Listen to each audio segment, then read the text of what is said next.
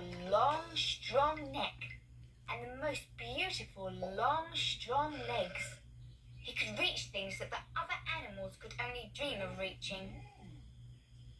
When Gloria Gazelle's ribbon blew off her horns and landed on a high branch, Gerald got it back for her.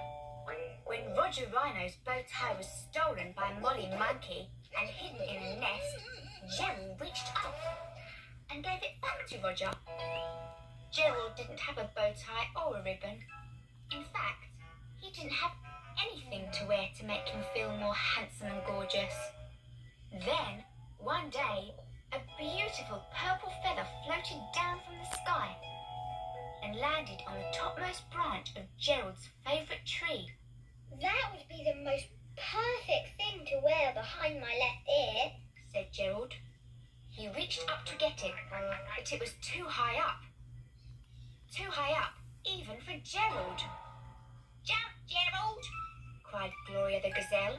Yes, go on, Gerald, jump! Shouted Roger the Rhino. Gerald tried to jump, but although his legs were long and strong, he just couldn't do it. At that moment, Wilma the Weaver Bird poked her head out of her nest. I may only be little, but even a little bird can help a big giraffe with long, strong legs.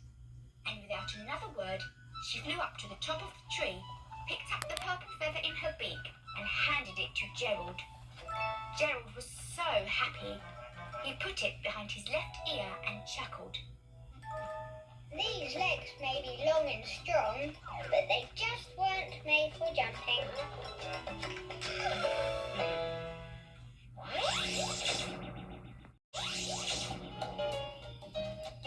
Teeny the monkey and her mother had just moved to a new jungle. Teeny loved her new home, but there was one thing she wanted more than anything else. She wanted to play with the monkeys who lived in the big tree across the way. She tried swinging from branch to branch and crying, "Oh, oh, oh, oh," at the top of her voice. But the big tree monkeys didn't reply.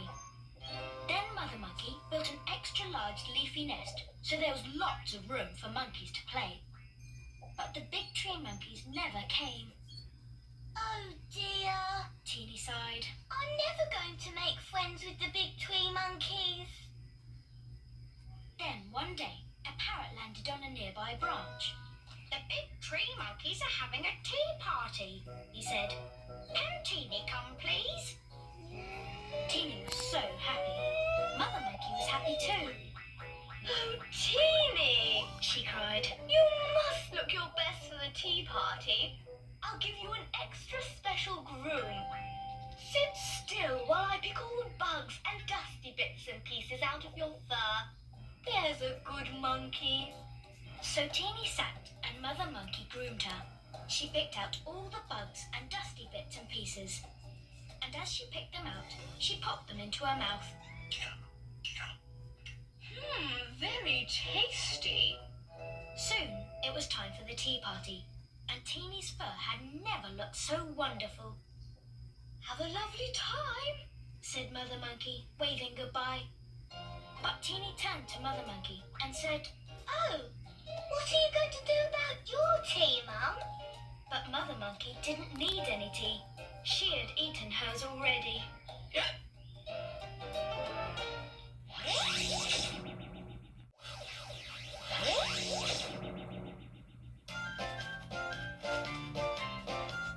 Duna the dog just loved to bury her bone. She also loved her owner, Mr. Greenfinger. Now, Mr. Greenfinger loved his garden, and Duna would bury her bone in his flower beds, under his bushes, and even in the middle of his lawn. Bad dog, go and find somewhere else to dig. So Duna ran off to the woods and started to dig under a tree. But she sprayed leaves over some elves who were having a picnic. Bad dog, go and find somewhere else to dig. So Duna took her bone to a muddy field and started to dig in the mud. But the earthworms weren't happy with this. Bad dog, go and find somewhere else to dig. Duna Duna ran to the beach where she saw some pirates. And guess what they were doing? Digging! Hooray! cried Duna. At last! I found somewhere where it's okay to be a digger. So Duna started to dig. She sprayed sand all over the pirates. Bad dog. One of them shouted. Duna was very upset. If a dog can't dig on the beach, where can a dog dig? She thought.